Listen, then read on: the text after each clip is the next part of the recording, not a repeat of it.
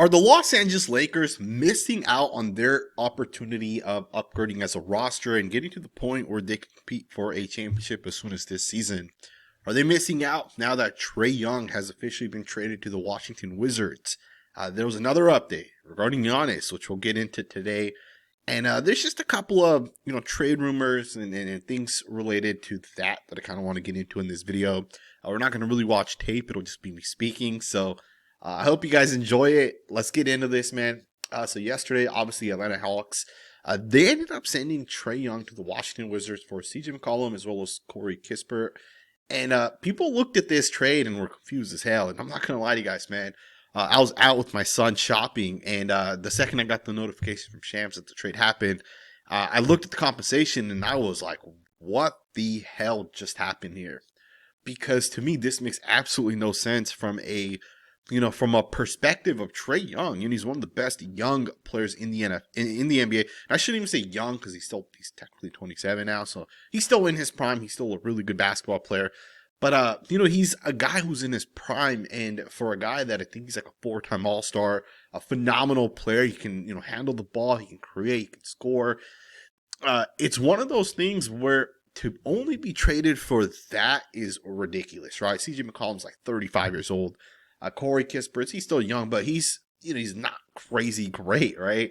And Trae Young, just a really good basketball player, essentially gets traded. Now, obviously, there's the whole thought process that if this is all that it took to get Trae Young, why would the Lakers not potentially go out there and make a move? We know that LeBron James's contract comes off the books going into next season. Yes, you're going to have to pay Austin Reeves, but you also get a bunch of contracts that come open, and you can always move Austin Reeves if you want, and there is an update regarding that, which we'll get into here a little bit later on. But why could the Lakers not make this trade, right? I mean, I know a lot of Laker fans are going to put this out there. Obviously, we also have to look at, the elephant in the room, essentially, when it comes to Trae Young. I think the NBA is making this shift away from guys that can't play defense as well. We've seen a lot of good basketball players in the regular season that can score on offense struggle, or teams that can score a lot of points struggle when the playoffs come around because they got guys like Trae Young, right? And, Trae Young, I'm not going to say he's like absolutely horrible, but like he's not that good, right, on the defensive side. And he's become a liability at this point. And I think this is why his value is not as high as what some people may have thought. And it's not just that, right? Obviously, the Hawks were also not going to bring Trae Young back. So for the Hawks, it was mostly just to get rid of the salary, kind of move forward, and at least you're getting something as opposed to nothing, given Trae Young was not going to sign with the Hawks. Chances are he also probably told them behind the scenes that I'm not signing with you guys, so you guys are best to move me. And teams are going to be a little hesitant, right? Again, guy can't really play that well on the defensive side. He's 27, he's still in his prime, so of course teams would want that. But if you're going to give up for a guy you might not be able to re-sign, that's a bad trade essentially, right? And the Wizards may not actually be able to bring back Trae Young, but we'll see, right? And I know right now the report does say that Trae Young won't play for the Wizards. At least this season, right? He's not expected to play this season. We'll see. We'll see what ends up happening, right? It's a long season. Things can always change. The Wizards can always make some moves. But the Lakers didn't miss out on this again. And, if I'm the Lakers, I don't think Trae Young was the guy for the Lakers, right? If you're going to make a move, and again, the compensation element of it, understandable, right? You could have probably gotten him for, I don't know, like a mixture of like Rui Hachimura and maybe Dalton Connect, or throw in Adol Thero and maybe another guy that has a little bit of upside, right? Maybe Jackson Hayes, for example. The Hawks would have said we're all over Jackson Hayes, right? You could have definitely made that move, but from a contract perspective, can you actually make it work with Young, Luka, and Reeves?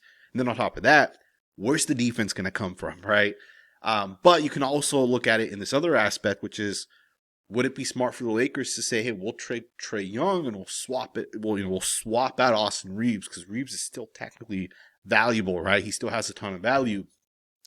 It obviously just did not make sense for the Lakers, right? But I just kind of want to give my thoughts on this trade. And just kind of the title of this video, have the Lakers missed out? I don't think they missed out with Trae Young, but this one maybe, right? And the trade hasn't happened and nothing has technically happened yet. But Giannis apparently shut down all trade talk.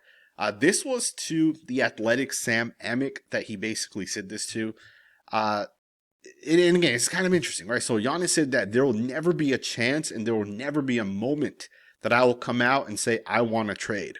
That is not in my nature, okay? I am invested in this team. He also said a couple other things, but basically Giannis apparently said that he's going to retire with the Milwaukee Bucks and he's not looking to be traded away from the Bucks, which, if you're a Laker fan and you want the Lakers to get better and win a championship, and I know Giannis is a little bit older than Luka, so they won't play together long term, but they can play 3 to 4 years together still. Those are 3 to 4 really good years that the Lakers could potentially win a championship. Would it make sense for the Lakers to go all in on Giannis, right? Would the Bucks be willing to say, we'll take Austin Reeves, who's 27 years old in his prime, or if he's not fully in his prime, he's entering that part of his career. This is another move that some Laker fans want for the Milwaukee Bucks, or for the Lakers. They want the Lakers to reach out to the Bucks and essentially bring in Giannis. Now, I'll be honest with you guys. I feel like mid-season trades, usually those teams don't have success, right? Most of the time when you do a mid-season trade, you're essentially resetting for the following season, right? You're essentially just trying to get ready, maybe build a little bit of chemistry, get ready for next season. If the Lakers made a move for Giannis, they're not going to win a championship this season. In fact, the Lakers are struggling running their offensive structure without a guy coming in the middle of the season. So imagine adding a guy in the middle of the season, right? How hard it would be to kind of adjust and get these guys ready to play with one another. So you're essentially trading for Giannis and you're essentially wasting the year, right? And I don't want to use the word waste, right? Because obviously it's not a waste. You're still developing that chemistry. But are the Lakers missing out now on Trae Young and Giannis? And, there's a couple other guys that apparently are no longer available for the Lakers, right? Herb Jones. Apparently, the Pelicans are 100% set that they are not trading Herb Jones to the Lakers. Apparently, the Pelicans believe they could be ready to compete within the next year or so, which you never know, right? I think they have some talented players. But we also have to be realistic, right? The Pelicans aren't really that good right now. They're young. They have some players, and Herb Jones could be a guy that can flip, given he's not really on the timeline of some of the other younger guys on that team. But they've apparently made it known that they're not willing to trade Herb to the Lakers because it would make the Lakers that much better and that much harder to beat. So the Lakers are kind of running out of options, right? And it also kind of makes you think, would it be smarter for the Lakers just to be a little bit conservative? Would it be smart for the Lakers to say, we're not going to go all in, we're not going to make these moves and these transactions where, we're giving up like, Rui and Jared Vanderbilt and Jackson Hayes, right? 3 guys just to bring in a guy like Keon Ellis, right? You're essentially giving away some of your depth, some of your role players, and essentially, some of the value you have on this team for one guy just to try to win this year. Again, middle of the season trades don't generally translate to championships, and more so middle of the season when you're trading guys like Giannis, not necessarily someone like Keon Ellis, who the Lakers are apparently tied to. Now, this came out from the ESPN NBA insiders. They talked about 6 trade offers that could essentially reshape the playoff chase. And they talked about the Los Angeles Lakers, and they said the Lakers can add a laser for Luka Doncic and LeBron James. So essentially, the Lakers are going to get Keon Ellis, and the Kings get Dalton Knecht and a second-round pick. I would absolutely love this move, right? This isn't just, Keon Ellis wouldn't be coming over just for like the short term. He'd be here for a number of years, and he'd be on the, more than being on the Luka timeline. Like, he just would make so much sense for the Lakers. And given the fact that for the Kings, this guy rarely is playing at this point.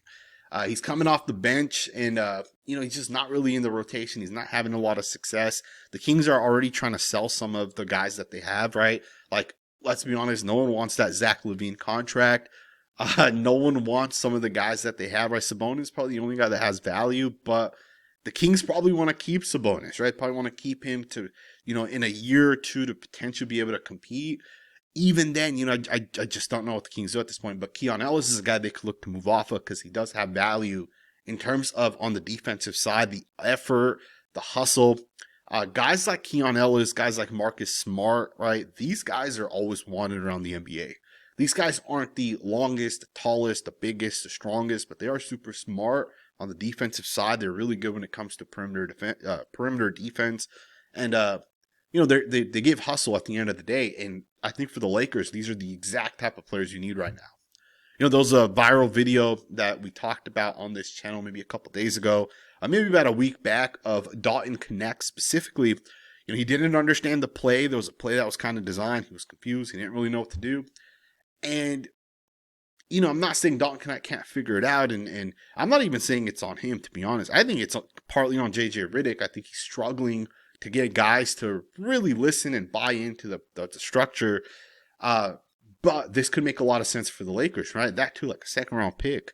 It's kind of crazy. Second round picks in the NBA today have so much more value than they've had in the past, which is kind of wild. But teams are obviously going with high upside young guys as opposed to like veteran, more proven guys that might be a little bit better, right? Teams are looking for, more explosiveness. They're looking for guys that are younger that could, potentially develop into something really special. So I guess second round picks do become a little bit more valuable because of that. But I think for the Lakers, man, if you can bring in Keon Ellis, this would be a really solid trade. That too, if it's Dalton Connect and a second round pick, I think that'd be an absolute beautiful trade for the Lakers. You get better this year, and this is something you can, carry into the future years as well. And then last thing that I want to kind of just talk about, this one's kind of interesting because, this comes out from a good source, right? This isn't stuff that like, some random YouTuber, that covers the Lakers on this channel like me. This isn't stuff that I'm making up. This is real insiders, guys like Sam Amick who work for The Athletic. These guys are paid as insiders. He put it out there saying that the Lakers are committed to Austin Reeves, but they're not committed to DeAndre Ayton. Apparently, Rob Pelinka wants to upgrade in several key positions. To me, this is interesting, right? So let's talk a little bit about this. Austin Reeves continues to sit at the center of the Lakers' long-term thinking as the trade deadline approaches. While the Los Angeles Lakers are active on the market, there remains a clear internal line between who is available and who is not. According to Sam Amick, the Lakers remain fully committed to Reeves. Both ownership and the front office align on the importance of him for this franchise. The same cannot be said for DeAndre Ayton, who is reportedly not viewed as part of the Lakers' long-term plans. As the organization evaluates its next steps via Jake Fisher, Jeanie Buss in particular remains deeply invested in Reeves as a foundational piece, and Rob Pelinka shares that view. Around the league, the message has been consistent. Reeves is not being dangled in deadline talks, even as the Lakers explore roster upgrades elsewhere. So there you guys have it, right? I'm going to be honest with you guys, man, some of this does not surprise me at all.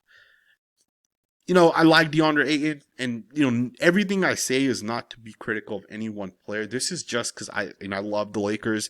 I want them to have success. I want them to succeed as a team. I want them to win 100 championships over the next 100 years, right? But DeAndre Ayton to me is, he's a good basketball player to have on this roster right now. He's a key part of today's roster. He's very important for the Lakers right now. But who knows what happens next year? Who knows which player develops and which player gets better and which player ends up just being more consistent, or which player the Lakers are able to trade for? Who knows what ends up happening? DeAndre Ayton, when I watch his tape, we've kind of seen him struggle a little bit. There was a moment in the game against the Pelicans. There was a moment where there was a free throw that was shot and this kind of went viral because the guy gave basically no effort to box out his guy. His guy gets the offensive rebound. He kind of stands there as his guy passes the ball, and then another guy drives right down the court, right down the middle, and then he ends up just getting a quick 2 points. And it was a viral moment because then he also fouled, and he got pulled out of the game right then in that moment, right? It was a sequence of plays where you watch DeAndre Ayton and it leaves you scratching your head. And, I don't think DeAndre Ayton, I don't think is a bad, low effort type of guy. I don't think he's that, to be honest with you guys. But I also look at DeAndre Ayton and I can also see the guy's on the stiffer side. He's not super athletic. And I think in today's NBA, if you have a big that's protecting the rim, he has to be athletic, right? Think Jackson Hayes. And I know Jackson Hayes isn't that great, but think about the structure that Jackson Hayes is, right? It's kind of more similar to a guy like Victor Wembanyama, more of like Giannis, right? More of like Anthony Davis. And I'm not saying he's those guys, but like the body structure, right? Athletic, explosive, can jump, can block shots, can defend. That's what you want in a center, right? You don't want a guy that's on the stiffer side. And even for the Lakers, DeAndre Ayton's scoring abilities, the Lakers don't really need to rely on this. Yes, it's good to have, but the Lakers would be better if, for as good as DeAndre Ayton is in terms of scoring and being able to score on the offensive side, if they had a guy as good as he was on the defensive side as a center, that guy would be better. It'd be a better fit for the Lakers. So when we're hearing these reports that the Lakers aren't fully committed to DeAndre Ayton, I'm not surprised, right? Plus, I think DeAndre Ayton probably wants to get paid, given he signed a 2-year contract with the Lakers for like 15, 16 million combined over the 2 years. The second year is a player option, and I think based off the year that he's had, I think he's going to opt out. And I think there's a team out there like the Kings, maybe the Washington Wizards. I think there's a team out there that's going to look at DeAndre Ayton and say, hey, we will overpay for this guy because he can potentially score on offense and he sells tickets, right? I don't think for the Lakers he should be part of the long term, or at least he hasn't proven it right now. And again, this is not me being critical. I appreciate what he's done for the Lakers this year. He's been pretty damn solid. But again, I also acknowledge that the Lakers have some struggles, right? We saw yesterday against the San Antonio Spurs. They struggled a little bit, right? They were unable to get stops when it mattered. The bench is unable to score points. These are things that you have to, as a roster, really be able to figure out as you kind of go forward. And again, I know that's not necessarily on DeAndre Ayton, right? Because he doesn't even come off the bench. But the point is for the Lakers, they're kind of in a bad spot right now from a cap perspective. And don't overlook this, right? And we'll wrap it up with this. The Lakers went from the LeBron James, Anthony Davis era to now the Luka era. And they're, you don't usually go from a great era to another great era within a year, if that, not even, it's literally the eras just flow into one another, right? You essentially flowed from one era to the next. That doesn't happen, right? Usually it takes time, right? Think about all the struggles that the Lakers had from the time like Kobe was in his prime to until they kind of got LeBron James, right? Think about that length of time, essentially, right?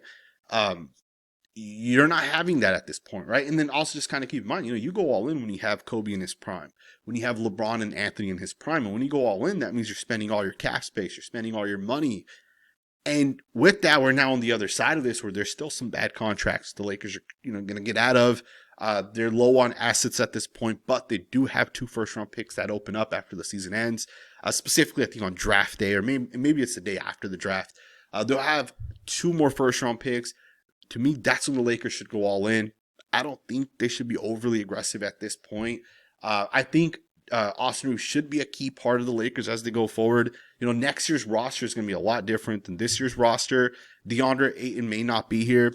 Guys like Rui Hachimura may not be here. Maxi Kleber is most likely not going to be here. LeBron might not be here. Literally, LeBron James might not be here. So having guys like Luka and Austin Reeves, that could be the 2 foundational guys. There could be a completely different set of guys around those 2 guys, right? So again, I think for the Lakers, this just kind of naturally makes sense. But I want to know what you guys think. I hope you guys enjoyed this video. Obviously, it was me just kind of giving my thoughts and opinions of the Lakers. They got another game coming up here. They play a lot of games here, like pretty much back to back to back. LeBron James, we'll see if he ends up playing. But let me know what you guys think. Thumbs up, subscribe, and I'll see you guys next time with another video.